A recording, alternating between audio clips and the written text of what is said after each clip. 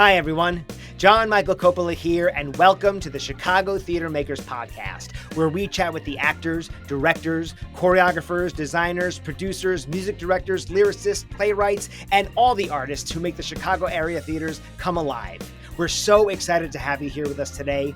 But before we get started, we just want to remind you to please like, subscribe to, and share this podcast with your friends and colleagues who you think would appreciate the conversations we're having. We'd be so grateful for your support in this way so we can continue to bring these stories for years to come. Thanks again for being here, and now, curtain up on today's episode.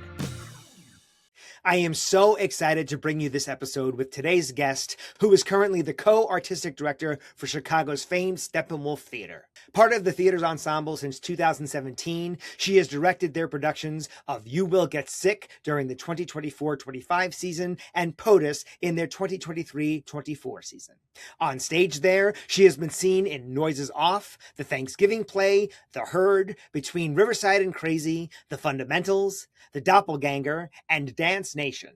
TV and film credits include Justified, City Primeval, Chicago Med, Chicago Fire, Empire, Perpetrator, Knives and Skin, and Later Days. She is an acting coach for NBC, Fox, Showtime, and Amazon. And finally, she is also the co-founder of Black Box Acting and the co-creator of Steppenwolf's corporate training program, Steppenwolf Impact. She currently plays the dual roles of Lon and Daniela Lavecchia in Steppenwolf's run of Catch as Catch Can, also starring fellow ensemble members Gary Cole and Tim Hopper, and directed by ensemble member Amy Morton.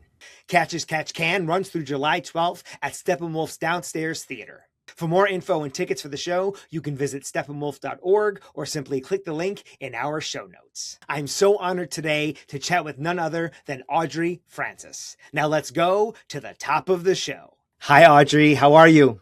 Hi, I'm good. How are you doing? I'm so well. Thank you so much for joining me here on the podcast. I'm so excited. So we have a little tradition here. We like to ask our guests the very same question at the top of every episode, and that is to tell our listeners what your first theater experience was. Okay. I'm going to say my first professional theater experience, if that's okay, because there's various little ones. But my first professional theater experience was coming to see a play at Steppenwolf Theatre in 2024. It was Frankie and Johnny with Yasin Pankov and Laurie Metcalf. Oh, and gosh. Yes, directed by Austin Pendleton. And it was the first professional theater play that I saw. And I was very confused because I thought theater was something else. And then when I saw Steppenwolf do a play, I thought, oh, I didn't realize that that's what theater could be. Did you have exposure to theater prior to that? I took an acting class in college. I took a theater acting class in college. Okay. And this was at Colorado State University, where theater was not the main thing that we did in Colorado, right? Okay. So that was my first experience, was taking a theater acting class.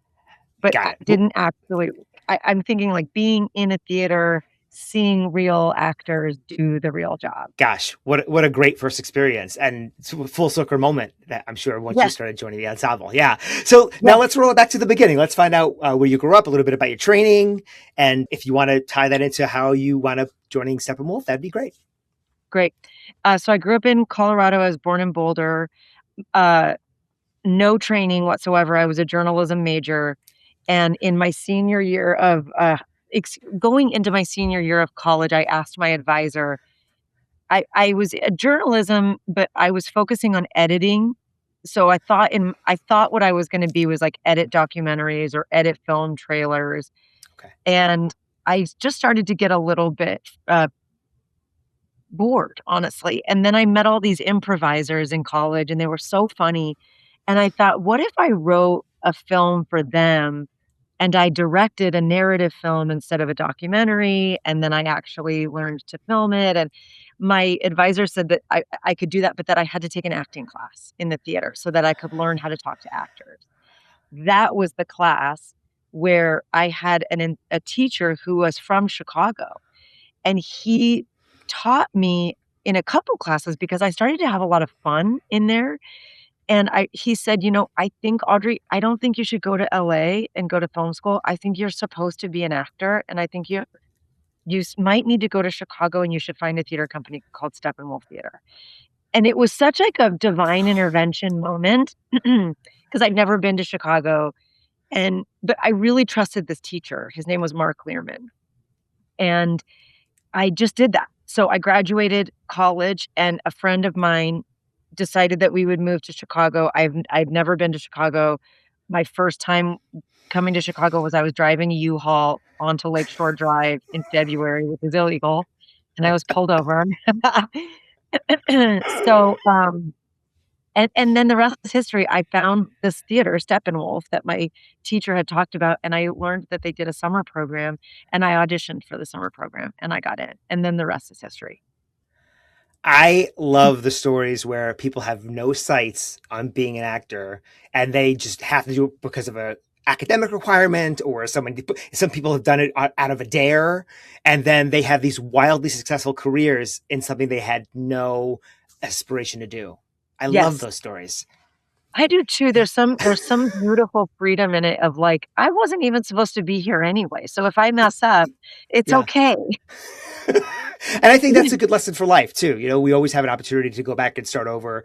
That there are plenty of do-overs in life, and people tend to forget that and get stuck in a rut or in a career that maybe they're not too fond of. So it's a nice thing to remember. Now, how does one become a member of the ensemble? I'm going to ask about Steppenwolf specifically. I'm sure there's lots of ensembles in Chicago and all over the country, but you know, because it's been around for 50 years with a core group, and that group has expanded over time, I'm just curious what that journey looks like for someone to be invited to join the ensemble. Yes, I think the journey has changed and evolved over the last 50 years. I think the ensemble started as a group of really tight friends who then, you know, went to go see. I remember hearing a story where Jeff and Terry and Gary, our three founders, John Malkovich went to them and they said, there's this woman named Joan Allen and we have to go see her in this play. So they went to go see Joan Allen in a play, and then they instantly said, come be in the ensemble. Then there's other stories, right, of like they went to school with Laurie, they were all friends, so they just, Al Wilder, they were all there, they're friends, they're going to do the theater together. I think over time, you know, as some of the ensemble members started to get more famous or they would move to a different city, then different artistic directors would start to invite certain collaborators in. Randy Arndt was the next artistic director for a really long time. He added a lot of people. But it was all, like, from my perspective, it was very secret. Like, it was very cryptic, backdoor. How are these people getting added? And then I remember when I got asked, Anna Shapiro and Amy Morton, they were waiting for me in my dressing room after a show that I had done. And it was like 11 o'clock. The show had just come down. And I thought, oh no, oh my God, I'm getting fired. And it was so funny because Caroline Neff and I were sharing a dressing room. So Caroline was in there too. And Anna said, it's time for you to become an ensemble member. And Amy said, here's a mug.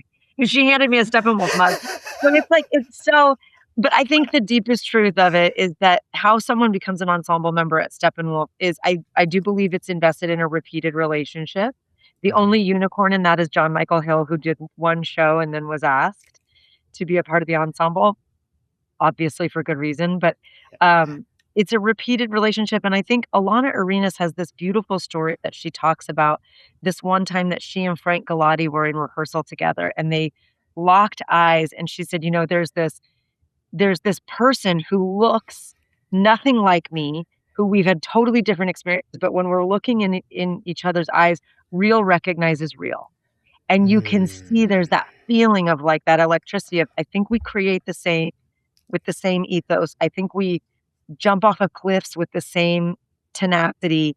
And so there's some unspoken electricity, I think, that happens when the ensemble decides, like, you're the right fit for what we need right now. That is such a nice encapsulation, particularly when you say there's two different people who have different backgrounds, different sexes, all about, and they can look at each other and know that chemistry, that electricity is there. But when you said it was sort of a mystical, sort of backdoor thing, that's kind of what it appears to be from the outside as well.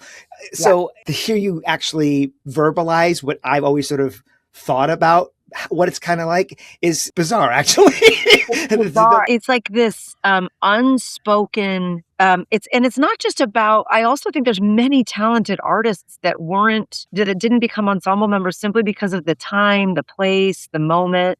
So it is a mystical thing because I think the timing has a lot to do with it.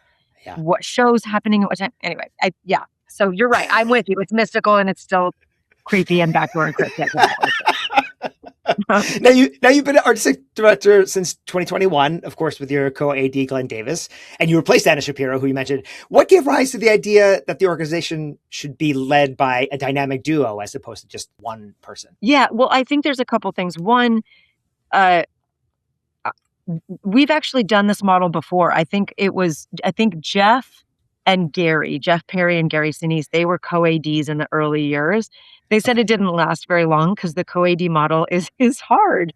But so it started with that. And then, I mean, the truth is when Anna decided to not renew her contract, the world was on fire. It was post-pandemic. It was post-George Floyd, post We See You White American Theater. And there were just a lot of conversations about how are we moving through this moment as a company that we all want to be proud of, the way that we're meeting the moment. And so a lot of conversations amongst the ensemble happened at that time. And we just really got back to like, what is ensemble? What does that mean? The thing that the story of Real recognizes Real. And even though you're two totally different people with different backgrounds, but all of a sudden there is a trust there and a love there and a commitment there. How do we do that? And then it was actually Glenn.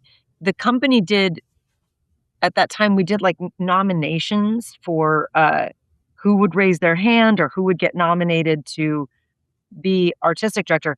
And Glenn and I ended up getting the two most votes. And he's a dear friend of mine and we had already been friends, and he called me and he was like, it just feels like this moment needs more than one person.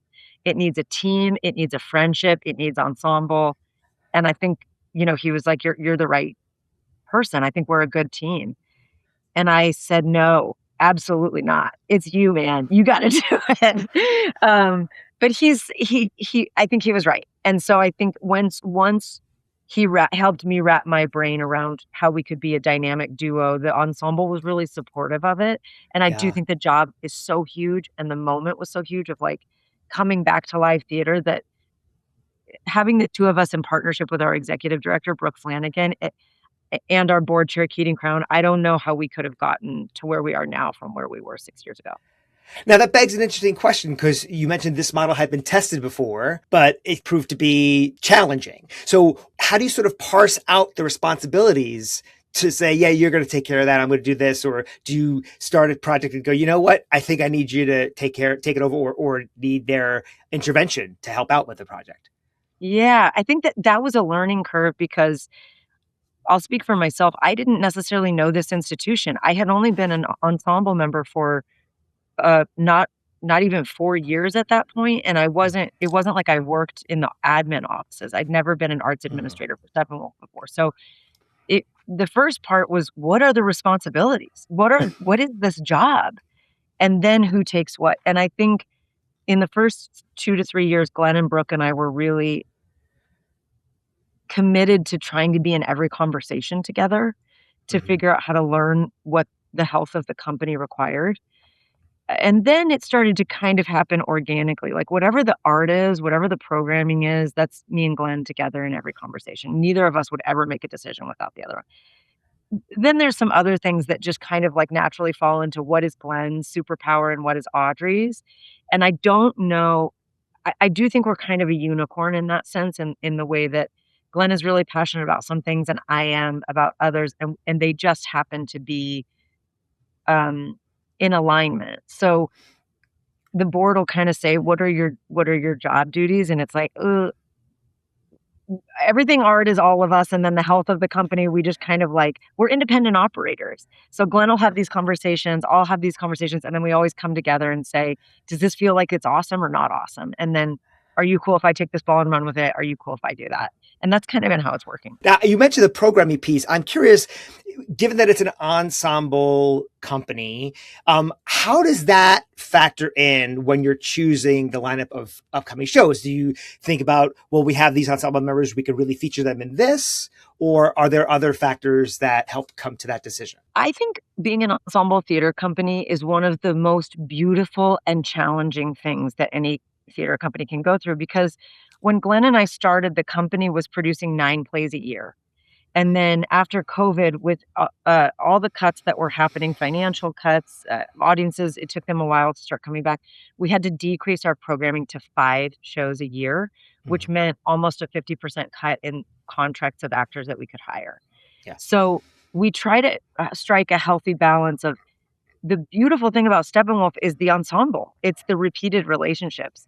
And the beautiful thing about Steppenwolf is Chicago. It's the fact that Chicago has so many brilliant artists. And so I constantly live with this tension of, I want to prioritize the ensemble because this is their home and they are the reason why we are here for 50 years. Yeah. And I also want to prioritize the artists who commit to making Chicago their home, and that Steppenwolf is one of the places that can and should be investing in their success. Hmm. So I try to think of both of those. I do think the ensemble is at the forefront of my mind. Um, and that can be hard when you only have 20 contracts and there's an ensemble of 49. Yeah. And actually, now that you're saying it, I imagine there must be some value too with the familiar faces that the Chicago audience are used to seeing among the ensemble when they know that John Michael Hill is coming back or Gary Cole is coming back. I mean, even though Gary hadn't been here for many, many years, he's still known as an ensemble member. So I imagine that must play a big part of it as well. Huge part. I think it's so fun to hear the Gary fans in the audience at Catch As Catch Can, and to hear so many of our longtime supporters have said, like, I knew Gary when he was a teen. And so I just think how cool it must be for them to see him come back and come back in such a meaningful and generous way. Yeah, and speaking of Catch As Catch Can, as I mentioned before we started, that my wife and I were invited to opening night. I mean, we were just blown away by the piece, by the performances. I've known who Gary Cole was for many, many years. I mean, years ago, in the late 80s, I think he started a made-for-TV movie called Fatal Vision. And that was like the first time I ever knew who this guy was. And then, of course, Office Space, which I actually never saw, but you see all of his memes with the face on it. But then, as a family, we loved the movie Talladega Nights, Ballad of Ricky Bobby. And so, Yes. that was when, funny enough, when we were going to go see this show, my son is now majoring in arts administration in college, but he came to theater very late in his high school career. So he's just now learning about like the actors and theater as a thing. So when I told him we were going to see this show and I said, "Oh, you know who's in the show?" He said, "Who?" I said, "Ricky Bobby's dad." He was like, "What?" I'm like, "Yeah, the actor who played Ricky Bobby's dad is in the show." He's like, "Oh, that's really cool." So like, even he was really stoked by the idea that we were going to see this guy live in person in his show at Steppenwolf. And just to go back, so as far as Catch As Catch Can, as I said, brilliant performances, master classes among the three of you. I can't imagine what that rehearsal process was like. I mean, you guys are churning. I don't want to give away spoilers to anybody who hasn't seen it yet, but you're going from one character to the next on a dime in the same scene, talking to each other as two characters. What was that process like to get all of that under your belts? It was one of the most fulfilling and challenging, humbling and joyful experiences of my entire career. Mm. I asked Mia once, Mia Chung, the playwright, I was out to dinner with her and my husband, and she said something so brilliant. She said, "Don't ever let rationale be the president.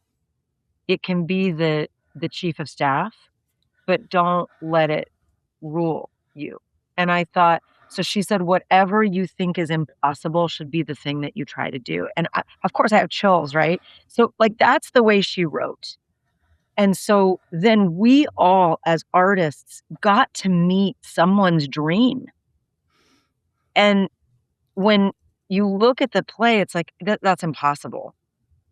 You know whose job I think was even more impossible was Amy Morton's, the director, because she had to hold it all.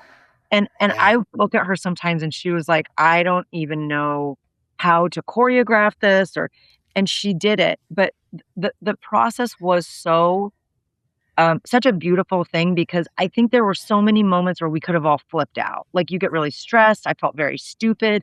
There would be times in rehearsal where I would just stop and I thought, I don't know who I am.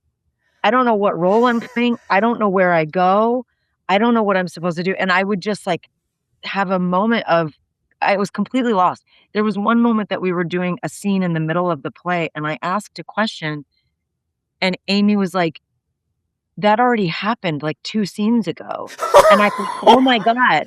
I thought we were in the opening scene of the play again." Like, so but everyone was so humble and kind, and Tim and Gary, they're so fun. And I think it really did feel like we got to be on a World Cup team or something, and it was like, Oh, gosh. "Let's just come in as prepared as possible, let's have fun, and let's try to assist each other and get the goals." That's it. Wow. I'm not going to, again, I don't want to make any spoilers. When we wrap up, I'm going to tell you the scene that blew me away the most in this piece as soon as I shut it off, because I still think about it and think about just the utter brilliance of the staging of that scene. And it takes you a couple minutes to clock what's happening. And then you're like, oh my God. And then I'll have to leave our audience guessing, but Right. we'll come back to that when we wrap up. But I would like to ask you also now about Steppenwolf's Impact corporate training program that you started. What gave you the idea to move Steppenwolf's ensemble into the corporate space? Yeah, so this is actually the first time being an artistic director, this is the first time I've ever worked in an office setting. I was either like an actor, a director, a fitness trainer, a bartender, a server. So this was my first time coming to the same place 5 days a week and being in meetings. And I ran a school for 10 years, but that was like a very small business, and I was an entrepreneur, and it was an acting school. Okay. So Steppenwolf is such a special place because the people who work in the administrative offices, their currency is excellence, just like it is in the rehearsal room. But what I realized is how unique Steppenwolf is because I think because of what we do on stage and because of how much we all believe in it, there's a very cool culture that exists here, but Mhm. it's a little, I noticed it felt a little more restrained than what we have in the rehearsal hall. And I thought, how is the if this is like this here, how are other corporate environments? Uh-huh. And that was when I learned when I started asking our board, like, do you think it would be beneficial to corporations to learn how we build plays and how we build trust, how we have really, effective communication that's based in curiosity and courage, and what it means to be in an ensemble truly. It doesn't mean that you always get to score the goals. Sometimes it means that you need to do the assist. And I would start talking about it and it just started to become very valuable. And we kind of did this like speakeasy series where I told our board about it and some of our board they signed up for workshops and now we're in our 4th year and it's like uh I mean we have a huge workshop coming up for a company that I never thought that we would get to this point, but it's so fun because like one company is bringing all their VPs to learn in how to recognize their own emotions, how to recognize emotions in other people, how to take risks, how to be on a team. And then I have a whole other organization who's like, actually, we just want the acting training. We need help with our imagination. We need help with our emotional vulnerability. And it's so fun because we're not asking people to behave like lions or trees, and we're not asking them to find their inner child. We're just asking them to remember that they're humans, that the people around them are humans, and that everybody has a lot of potential, and that when you really take the time to see each other and operate from a place of curiosity and courage, you can make meaning out of moments that make work not feel like work. It never dawned on me that that is a whole section of corporate training teaching people about their own vulnerabilities of their audience. In my mind, it was always about, and I'm sure there's a part of it, how to present yourself, how to engage your body, how to speak in an engaging way, because you see a lot of these communication gurus on Instagram and they're doing these little 20-second things about you should say this, not this. And that's kind of what my brain always thought corporate training was, but you really just blew it up in a way that I never even knew could be part of that type of training. Is that unique to Steppenwolf's training or is that sort of the norm for corporate training world? I think it's very unique to Steppenwolf's training, and that's the feedback that we've been getting, is that there's nothing like this out there. Because everything that you said is valid and very valuable, but I think the thing about Steppenwolf and why I gravitated towards Steppenwolf when I wasn't an actor is that, and what my teacher, Amy Morton, told me, is she said, the thing about Steppenwolf is we don't act. We just tell the truth. Yeah. And instead of being focused on how I'm presenting myself, I'm actually more focused on you. So I'm not thinking about my own curation of how I hope you see me, because I can't control how you see me. But I Right. can control being really present with you and making sure that I'm actively listening. So I don't give a shit about how I'm behaving. I'm dialed into you. Yeah. And that is a different way of communication. And it's definitely a different way of leading teams. Thank you for sharing that perspective on that. And congratulations, because clearly you're setting that world apart from other people in the field, and it's being recognized that way. So great. Thank you. What advice would you give aspiring theater makers? I think everyone is ready to throw an opinion at what you do. And it's very important to be dialed in to who you respect and who you don't. And my mom taught me that it's very easy to love and to like people, but it's a unique thing if you respect someone. And so, especially as theater makers, there's a whole industry based in critiquing what you do. Mm-hmm. And it can be very difficult to keep going, or to listen to other people's ideas, or to lose your voice. Mm-hmm. And so I remember thinking, if I'm going to ask advice, I really need to ask advice of somebody that I respect. Mm-hmm. And if I'm going to listen, if I'm going to read reviews, or if I'm going to listen to my friends talk about the show or whatever it is that I'm doing, I need to make sure that I'm really dialed in to my why. So why did I do this? Because I've done shows that maybe all my friends hated or whatever. But why did I do it? That's what's the most important thing. So I think I just said two things. I would say, be really discerning about who you choose to listen to. And the most important person is to listen to why did you say yes and why did you say no? And if you can go to sleep at night with that, that's all that matters. Bravo. Thank you. Thank you for that. As I said earlier, I think we forget how to be true to ourselves sometimes, how to make decisions that are right for us, because we have so much put upon us by external forces, and social media, it plays into that as well. So I appreciate the reminder, not just for our listeners, but for myself, that there's reasons behind everything we do. Yeah.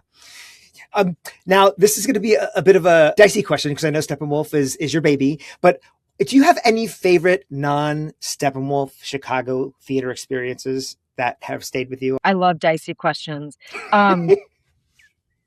Here's what's so funny. I have two.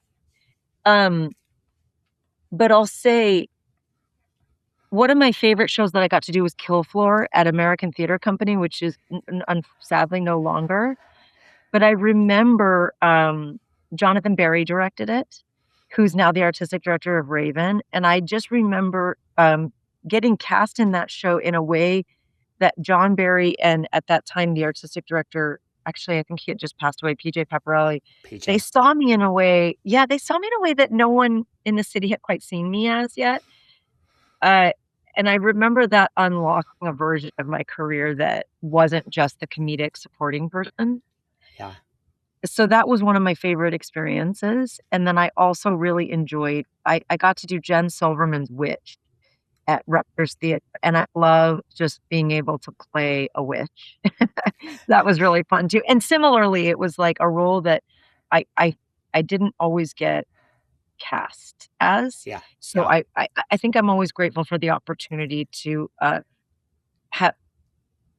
get to have access to the pieces of me that are maybe always not so obvious. Sure. Excellent answer. Now I'm going to go one further. Okay. Are there any experiences that you've enjoyed as an audience member that was not a Steppenwolf production? Boy, I'll tell you what, I love going to storefront theaters. Mm-hmm. I love sitting in the small houses, Rep Twist, Rivendell, Steep, I've had some wonderful experiences. The Gift, Definition. I think my favorite thing to do is to go to the smaller storefront theaters to see what's happening, because Yeah. there's so many times that I'm watching an actor and I'm like, I don't know how you're doing what you're doing, but I definitely hope that I get to work with you someday. So yeah, it's the small houses, the ones that are like 50 seats and you're in it. Yeah. And what a great way to find new talent too, because you never know if they'll ever cross your path any other way unless you go out there and find them. Yes, and also there's something so beautifully irreverent about Chicago storefront theater, where it's like because we don't have I say we, because when I came up in that culture, there's not a lot of money, so there's just like an amazing resourcefulness Mm-hmm. and just like an irreverence of like, we're just going to do it. We're Yeah. going to do it, and you're going to go on the ride with us, and we do. Yeah. And what's remarkable is that a lot of these smaller, younger theaters, they've been around season after season. Some of them made it through COVID, some haven't. So they've had that longevity, predominantly because of supporters like yourself. And that leads me to my next question about Steppenwolf's future. I mean, in 50 plus years, you guys have no end in sight. But do you guys have any future goals for the company? Yeah, I think one of the things, everything in theater shrunk post-COVID, right? And you Right. see all these like smaller seasons and things like that. I went to Gary Sinise's foundation last year, and we were doing like a donor trip there, and he very generously supported Steppenwolf in this way. So I was walking through the halls of his foundation, and he had this whole hallway that had these photos of just like 30 people on stage for Balm and Gilead, and I thought, we got to do that again. Like, all I want to do is like, that's the ensemble stuff. And like, we have really great experiences. Getting 3 people on stage for Catch as Catch Can feels like there's 20, right? But like, that's awesome. So I love that we can take that kind of risk with this program, something like Catch as Catch Can. And then I also want to do something like what we did with Amadeus, where we got 18 actors on stage, and there were ensemble members, but there were a ton of Chicago actors.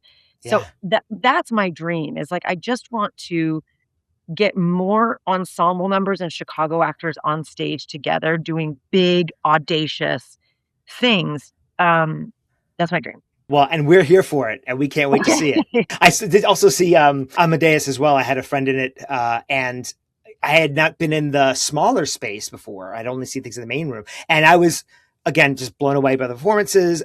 Amazed at how they adapted it to both in the round, but it's a smaller footprint, and having that many people on that space. I don't think, if I can't recall, I don't think all 18 were on at the same time, but there were a lot of people on that deck at once. But Yeah. just another glorious, beautiful show. Ian Barford, I sat there going, how did he memorize all those words? It's just like, it might as well be a solo show. I exaggerate a little bit, but it's really mostly on his shoulders. And he was just phenomenal. Can I please ask if you have any social media that you engage in online that people could find you?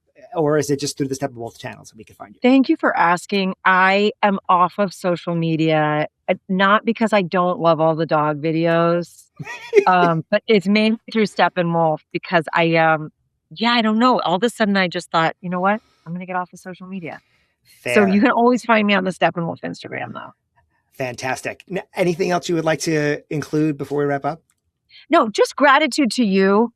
Thank you for what you do for this podcast, for the way that you support Chicago theater and artists and theater making in general. It's a huge honor to be on your show, and you're such an incredible presence, and you make it easy. So thank you for all the ways that you're contributing towards live theater, people being in conversation with each other and not being able to press the pause button. I can't tell you how much that means coming from somebody as yourself. Thank you so much. Thanks for joining us at the Chicago Theater Makers Podcast. Please don't forget to like, share, and subscribe wherever you get your podcasts. The Chicago Theater Makers Podcast is a production of Spirit Art LLC, and our podcast theme music is by Paul Langford. If you or someone you know would like to be a guest on the podcast, please drop us a note at our website, ChiTheaterMakersPodcast.com. That's ChiTheater, makers with an S, podcast.com. We hope you enjoyed spending time with us as much as we enjoyed spending it with you, and we'll see you on the board soon.